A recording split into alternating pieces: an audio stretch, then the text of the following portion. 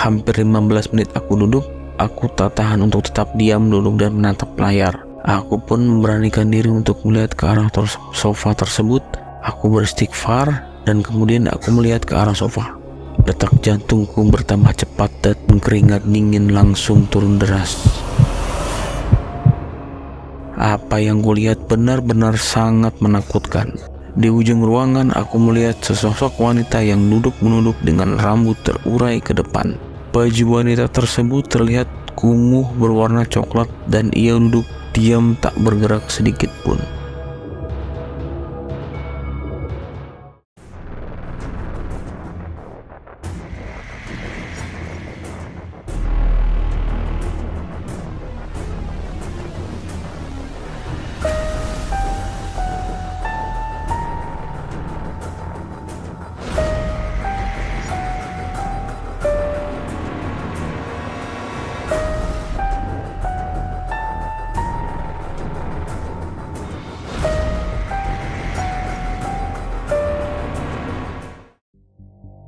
Cerita ini terjadi sekitar tahun 2012 yang lalu.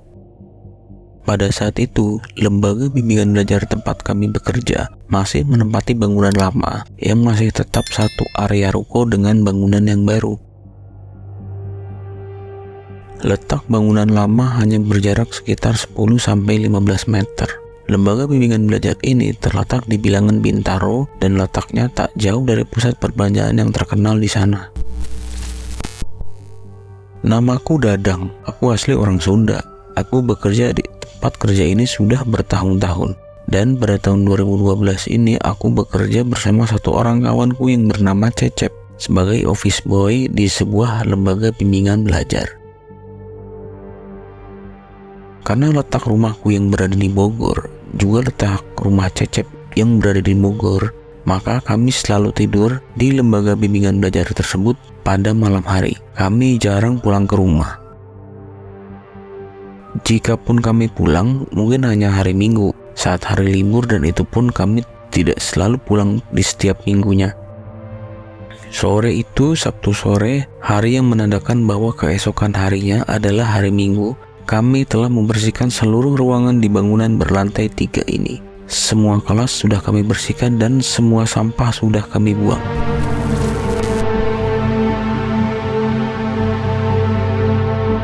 Jam menunjukkan pukul 3 sore ketika Cecep berkata bahwa ia akan pulang ke Bogor. Ia mengajakku untuk pulang, tapi aku tidak mengiyakannya. Aku sedang tidak ingin pulang ke rumah saat itu. Aku tetap ingin berada di sini karena terdapat wifi dan aku bisa berinternet dengan lancar.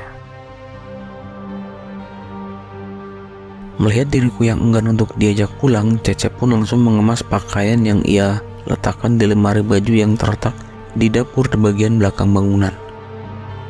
Ia masukkan pakaiannya ke dalam tas, ia mengenakan jaket, dan sekitar pukul 4 sore ketika Cecep membuka ruko dan berpamitan pulang, ia pun langsung mengambil motor dan tancap gas ke Bogor. Pukul 5 sore aku mengambil laptopku yang baru saja aku beli. Aku pun langsung membuka situs yang sedang populer pada tahun itu, apalagi kalau bukan Facebook. Aku berselancar di situs tersebut dengan asyik. Setelah sekian lama bermain Facebook, aku melirik jam yang terletak di dinding di atas pintu ruko. Jam menunjukkan pukul 5 lewat. Cuaca di luar pun dipenuhi dengan warna keemasan matahari sore. Aku melanjutkan kegiatanku berselancar di internet. Malam mulai datang, langit di luar pun berubah dari warna biru tua menjadi gelap. Aku memutuskan untuk menutup pintu ruko. Aku menarik pintu pertama yang terasa agak berat. Setelah pintu pertama tertutup, aku pun menutup pintu kedua yang bentuknya jauh lebih kecil dari pintu pertama dan menguncinya. Bunyi itu menandakan pintu telah terkunci dan aku biarkan kunci tergantung di pintu. Tiba-tiba bunyi sesuatu datang dari laptopku. Aku bergegas menghampiri laptopku dan benar saja satu notifikasi muncul dari Facebookku. Aku pun kembali disibukkan dengan berinternet. Aku sedang asik berfacebook ketika tiba-tiba aku mencium sesuatu mirip seperti terasi busuk yang menyeruak masuk ke lubang hidungku. Aku berhenti sejenak dari kesibukanku sambil berpikir jika aku lupa membuang sampah. Aku pun beranjak dari tempat dudukku dan memeriksa bagian belakang, tepatnya ruangan dapur, dan aku tidak menemukan sampah yang belum terbuang. Aku pun kembali duduk dengan perasaan bingung. Bau terasi busuk tidak menghilang setelah beberapa saat, malahan baunya semakin menusuk. Perasaanku mulai tidak enak. Aku pun memutuskan untuk melupakannya dan kembali berselancar di internet. Kurang dari 10 menit, tiba-tiba tengkukku terasa berat seperti ada yang menindihnya. Kepalaku pun juga terasa pusing. Aku yang masih dalam posisi mata melihat laptop tiba-tiba saja menangkap bayangan di kursi yang biasanya dipakai oleh siswa untuk duduk berdiskusi dengan pengajar bimbel.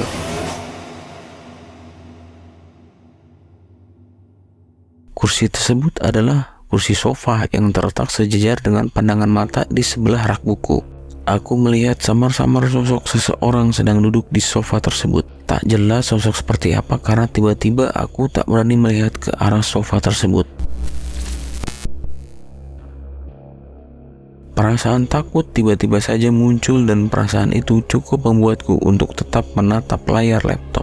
Aku melirik bagian bawah laptop. Waktu menunjukkan hampir pukul 10 malam. Aku tetap menatap layar laptop dan bayangan itu tetap ada dan tetap duduk diam di tempat duduk tersebut.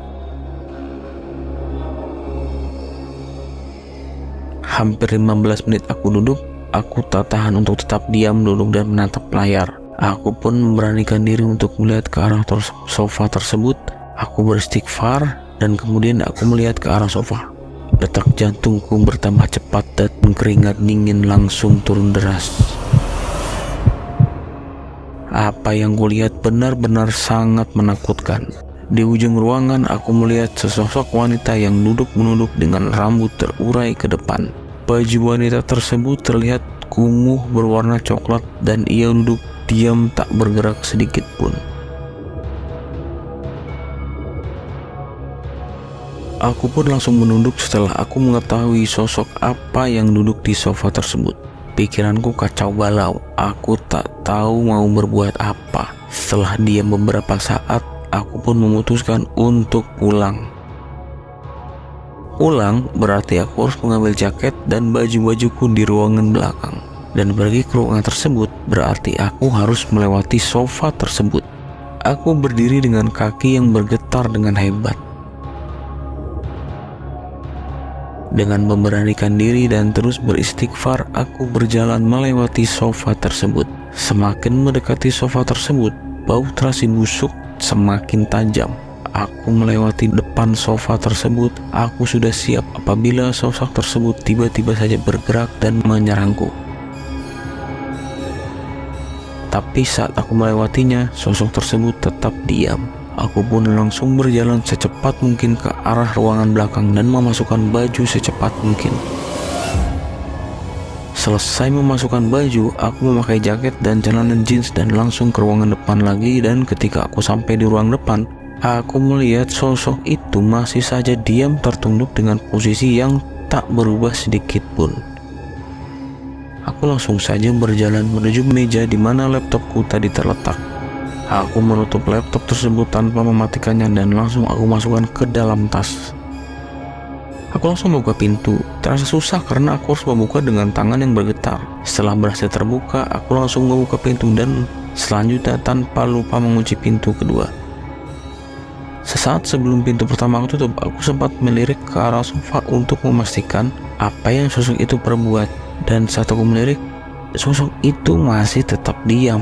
Aku tak ingin berlama-lama lagi, aku pun langsung mengunci pintu ruko dan langsung tancap gas ke rumahku di daerah Bogor.